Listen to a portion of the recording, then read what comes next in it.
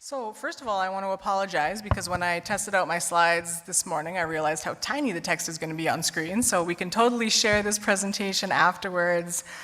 Let's get it up on Zoom.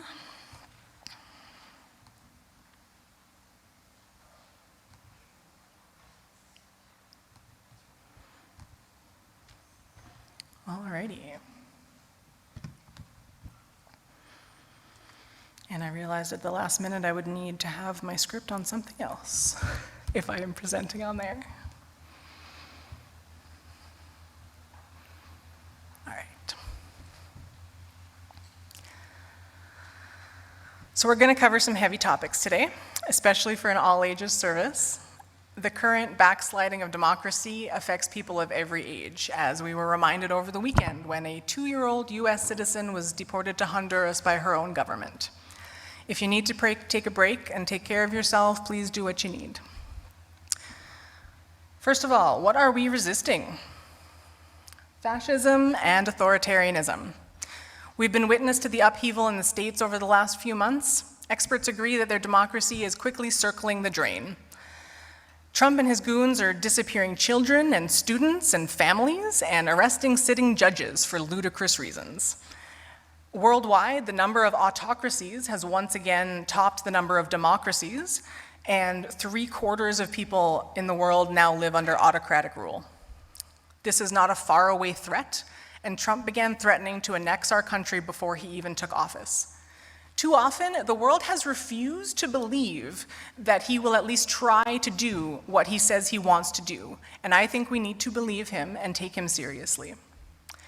It's critical in this moment to stay vigilant and aware to counter the coordinated forces of bigotry, suppression of the free press, and the violence against any who disagree with the regime. What's at stake? Fascism and authoritarianism are, again, a real and present danger to Canadians, especially anyone brown, queer, or different. The recently released CPC costed platform takes several planks from our southerly siblings, including fighting the woke agenda and curtailing the rights of trans folks who just want to use the bathroom or play sports. As we have seen, the destruction of hard-won government programs and rights can be accomplished by bad actors with astonishing speed. So, where do we start? The good news is that lots of people have been doing this work for a long time, so you don't have to start from scratch. I feel like these are the bare minimum points to get you started, so we're going to break down each part. What do you care about? These are some of my personal pet causes, and the captions are covering the bottom, oops. But yours are going to be different. Watch out for places that are organized very hierarchically, like some nonprofits, most political campaigns. It is unfortunately common for those kinds of orgs to be very poor at real community building and very good at burning through their volunteers to serve their mission. Don't give up. If you like what an organization is doing but their leadership sucks, ask around and find alternatives. There's lots of small, unknown groups doing their best with very few resources, so I promise you don't need to start something from scratch. What are you willing to offer? So, surprise, this sermon is actually just my last 3 sermons in a trench coat. The ways that you can contribute to fighting fascism are too many to number. What are you good at? What is a skill that you wish you could put to more use? Do you have a lot of time? Can you make posters? Can you run a social media account? Do you make memes? Do you know how to party plan? Planning a party is exactly the same as running a fundraiser. Are you the kind of person who just likes to talk to people? There are a lot of meetings and organizations who could use someone who just wants to extrovert at people. Most of us don't. Robert Evans says, most of the anarchists I know define themselves as helpers before anything else. They'll cheerfully admit they don't know how to solve the big problem, but they do know how to provide free eye exams to homeless people once a month, or do water drops down at the border so migrants don't die of dehydration, or crowdsource insulin from their friends to help that single mom through a bad week or two. If you are where we all are right now, bereft of ideas, staring down the barrel of a nightmare, those are good folks to know. Like everyone else, they're defaulting to what they've been doing, but at least what they've been doing helps people. Maybe you have important resources that you could share, like a space that you could offer for free or cheap to people who need it. The ability to print materials or extra office supplies. Maybe you have at home a room or a couch that could house a trans refugee. Most of you will have heard or sung the song, "Would You Harbor Me?" Now might be an excellent time to think about and really look within yourself as you ask yourself the questions from the song. Would you harbor me? Would I harbor you? Would you harbor a Christian, a Muslim, a Jew, a heretic, convict, or spy? Would you harbor a runaway woman or child, a poet, a prophet, a king? Would you harbor an exile or a refugee, a person living with AIDS? Would you harbor a Tubman, a Garrett, a Truth, a fugitive, or a slave? Would you harbor a Haitian, Korean, or Czech, a lesbian, or a gay? Would you harbor me? Would I harbor you?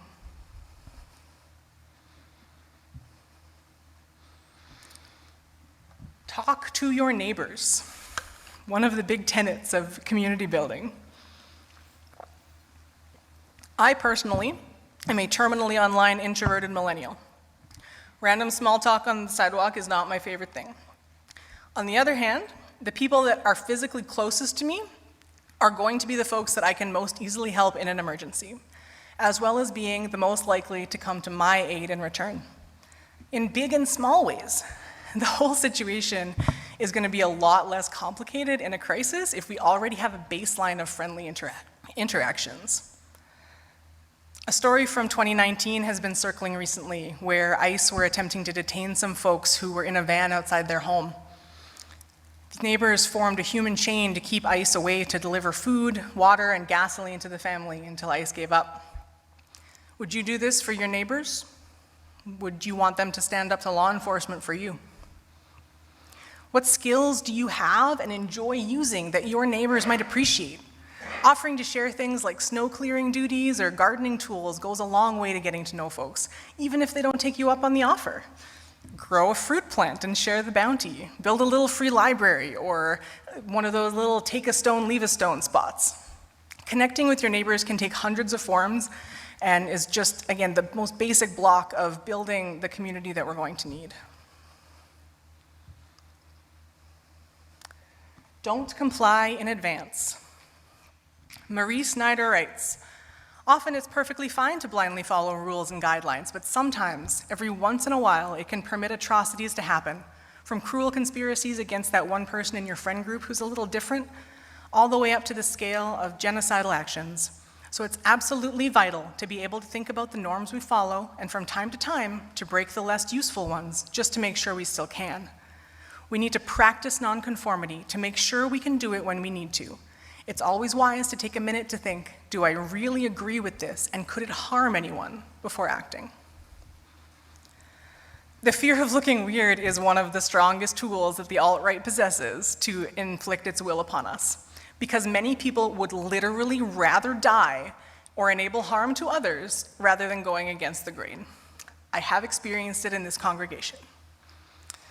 Let me touch on a couple of experiments. First, there's the smoke-filled room experiment, just as it says. A participant is placed in a room that appears to be filling with smoke from a fire. If they're alone, they get up and leave. If the participant is in a room, however, with paid actors who know what's going on and are sitting there calmly, the participant didn't react for at least 20 minutes in 90% of cases. People will refuse to believe the clear evidence in front of them if others are pretending that everything is fine. So we need to not pretend that everything is fine. In other experiments, it has taken researchers very little effort to get people to turn on one another for extremely innocuous differences like eye color. A few suggestions that one group is smarter or cleaner or less violent is often all it takes to begin the process of othering and bullying. You are not a special example of someone who can't be influenced. You are not. Nora Laredo writes, "These gymnastics are the process of making fascism acceptable.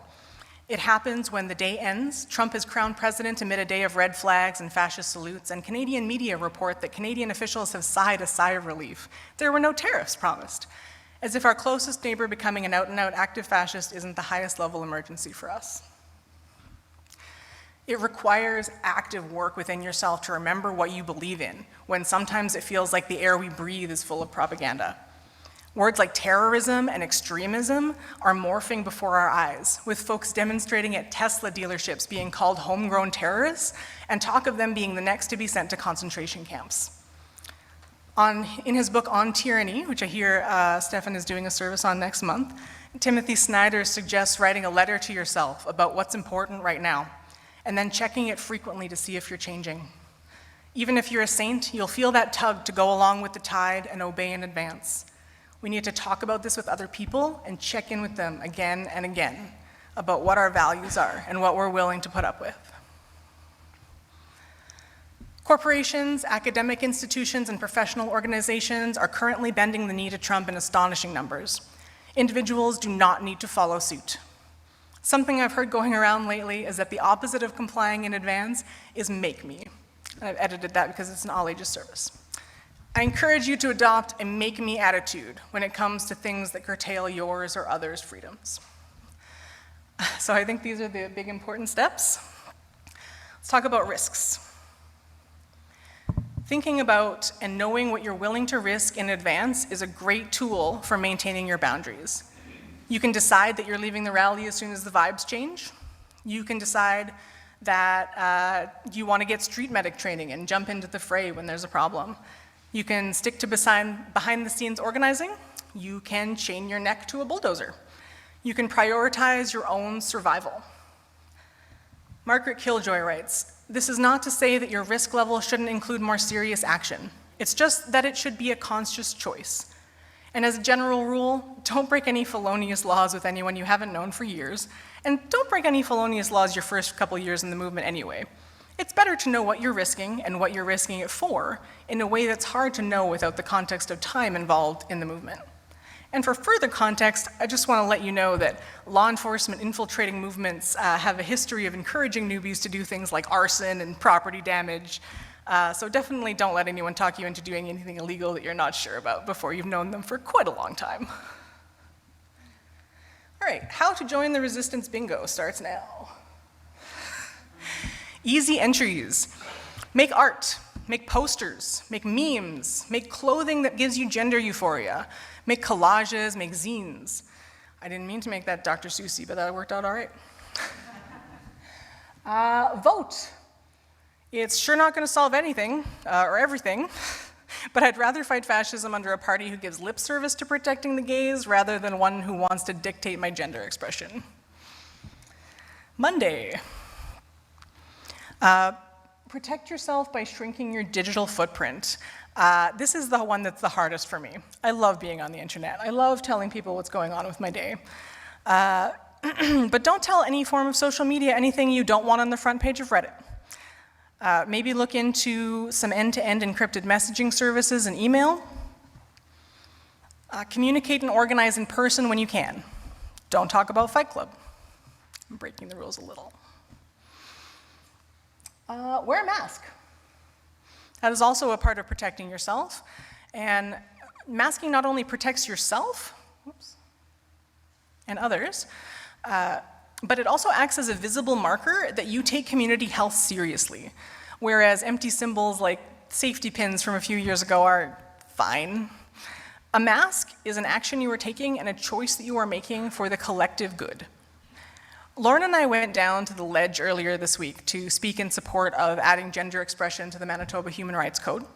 Plenty of transphobes showed up to spew their garbage views and talk about how respecting people's pronouns goes against the teachings of Christ, etc.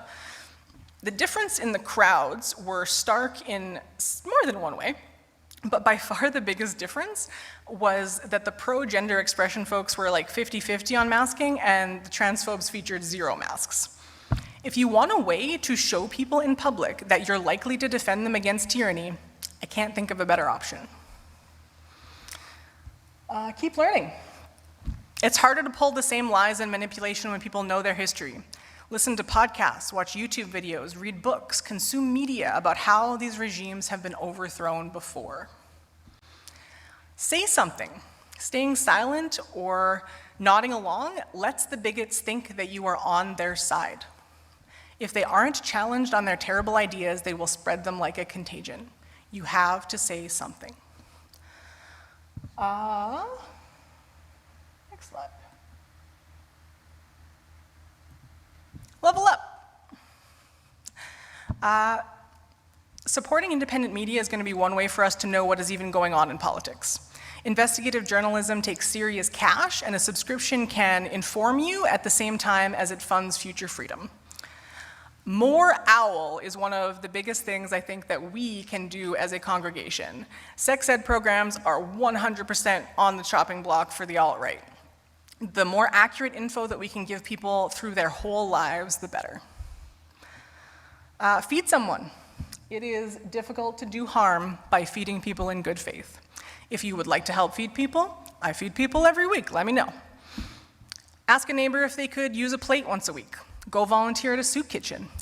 One just sitting down the road on West Broadway, probably seriously shorthanded since they fired me for criticizing the executive director, so they could probably use a few folks. I still want everybody to get fed there. Go to events. Winnipeg has a ton of neighborhood festivals that are great for getting to know the folks who live near you. First Fridays in the Exchange are full of cool little art installations and things to discover, and I'm gonna say it, like most art hippies are not alt-right. There's always a rally or a protest to attend, gather with friends to sing show tunes around a fire, May 31st. This can help you find your people. And finding your people is a distinction from getting to know your neighbors. Maybe your people are D&D nerds, or maybe they're people who play bridge every week, or maybe they're people who are poets or musicians or really into spreadsheets. Find people that you have things in common with and spend time with them on a regular basis. At the same time, we need to de-escalate all conflict that isn't with the enemy. It is something one of my heroes says constantly. Leftists are very famous for fighting with one another. It is critical right now that we figure out what we have in common and form coalitions of people who don't have exactly the same solution in mind, but know that the status quo is not acceptable. This means, unfortunately, we also need to offer an off-ramp for people in the right wing. We need to offer people the chance to de-radicalize away from fascism. This isn't to say that we need to be nice to our enemies, but we need to make it clear that they have the option of no longer being our enemies. If we never give them the option to change their mind, they will never join us. We want them to be former alt-right.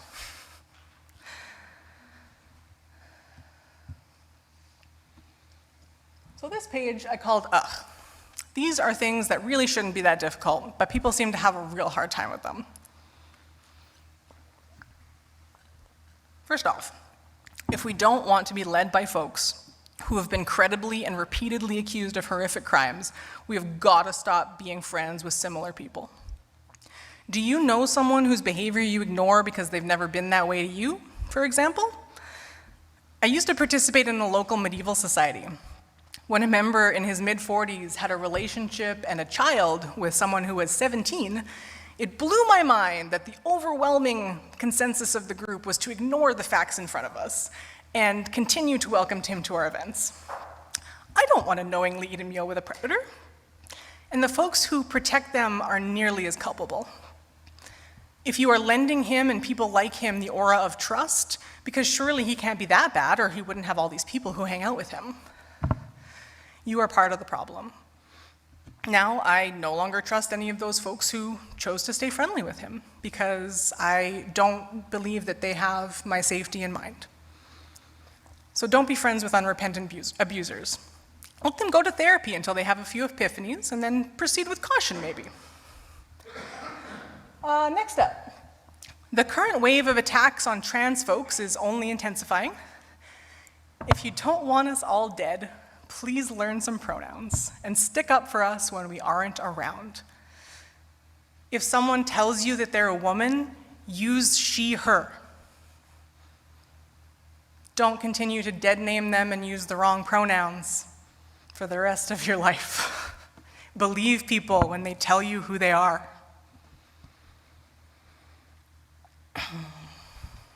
Listen to trans folks when they have something to say, and don't expect them to constantly educate you when the internet is free. In the same vein, and again, I did mention this was all my previous sermons in a trench coat, please cut it out with the ableist language. How do you feel about eugenics? Would you like to put everyone with autism into a wellness camp like the current US Secretary of Health has floated? Stop calling people stupid and crazy if you don't think that people with disabilities or differences deserve to be treated like subhumans. Stop. One way to prevent others from going along with the eugenics road is by talking about who you are. People who don't know someone of a given demographic are much more likely to believe untrue things about them or find it easy to dismiss them. When it's safe to do so, see if you can open up to the people around you. It could really make a difference. And take care of yourself out there. Get rest and nutrition, and let people care about you. Everyone asking you if they can help you or do something for you is making a bid for connection. Reach back out and let them help you. It's a win-win. All right, here's some big stuff. Have you ever considered unionizing your workplace? I sure wish I had. Here are some more excellent words from Nora Laredo. Having the right to collectively bargain your working conditions isn't just good for employees, it's a bulwark against fascism. Through a union, workers' legal and democratic power balances the power that the bosses have. And this balancing act is what helps to keep fascism in check, especially when the bosses take over government. Without worker power, the bosses start to do some pretty nasty things. Things like working their workers' bodies into the ground, stealing their wages, shutting up factories, and throwing hundreds of people out of work, etc. When there is no union present, the power that the bosses have to make unilateral and harmful decisions is unchecked, leaving workers with very few tools to fight back. This has left only one option for many people: protest. Smaller protests outside of Tesla storefronts, acts of vandalism, and mass rallies. But none of these have the same power as a general strike. Unions break glass in case of emergency option. A general strike is not a rally. The workers who are in the streets during a general strike are not working, and they commit to refusing to work until a demand is met. When workers en masse refuse to work, they stop the economy from functioning, forcing the government to change course. General strikes are routinely called in countries where organized workers oppose what a government is doing. From Nigeria to France, Serbia to India, Greece to Hong Kong, workers around the world understand that their most powerful action is to simply not go to work and instead pour into the street. While some of Canada's union leadership seem to think that scoring election wins through the Liberals to stop Poilievre is all that we need to do right now, the reality is that fascism is at our front door as well, and no election is going to change that. Unions need to be wholly oriented toward the fascist threat and ready to pull the trigger with a general strike when necessary. Sorry, that was a long quote, but I thought it was pretty good. The calls for a general strike have also come from several other prominent voices, union leaders, and Robert Evans has called it the only plan that seems to have a whisper of a hope. In the meantime, get familiar with common alt-right and Nazi symbols so you can remove them when possible. The swastika is out there, but there's also the numbers 14 and 88 and the Iron Cross. Those are some big ones. There are some tutorials, fun art projects online to show you how to cover up swastikas with messages of love if you can't remove them. And as much as we should remove their symbols whenever we can, we also need to do our best to get back to a time where being fascist in public was completely unacceptable. Call out their Nazi salutes for what they are, bounce them from your establishments, make them at the very least fear the violence that they inflict upon others with their very presence. Finally, and relatedly, understand that the difference between law and morality. It is morally correct to refuse to comply with an unjust law. This goes out especially to those of you who provide any kind of service to vulnerable people. At some point, it could be you who's asked to detain someone, to deny health care, or to sign an illegal order. Make a plan for how you're going to say no. Make a plan for if it becomes illegal to love who you love, to worship the way you worship, or to express who you are in ways that harm nobody. Nora has a great summary for us as well. If you're looking for the shortest answer possible, we must stop this fascist wave by every means necessary. And the means abound. Renewing democracy, investing in public services and civil infrastructure that isn't pipelines, giving people what they need, refusing orders, breaking with common and acceptable logic and practicality, build an industrial policy that recovers Canada's sovereignty from the markets. We have handed Canadian sovereignty, including control of our markets and our democracy, to the markets. The markets are rewarding fascism. We don't have much time to do an about-face. We must break with the logic that our corporations cling to, which promises them year-over-year profits. We must force them to listen. And how do we do that? Through general strikes, civil disobedience, and movement building. We use every single tool we have available to us to break the machine. We stand up to ones who stand to profit the most, and we make their lives hell. This is the complicatedness of life. This is difficult, but you know what? Organizing a general strike is not difficult compared to the alternative of fascism. Organizing within workplaces, building a democratic fight back, talking to your neighbors, not difficult when the alternative is death. The only person who will tell you it can't be done is the person who actually benefits from the way that things are. I would love it if you would all join me now in singing the hymn that I used at a meditation last service. We're going to play it a little quieter in the sanctuary. What the world needs now is joy in resistance.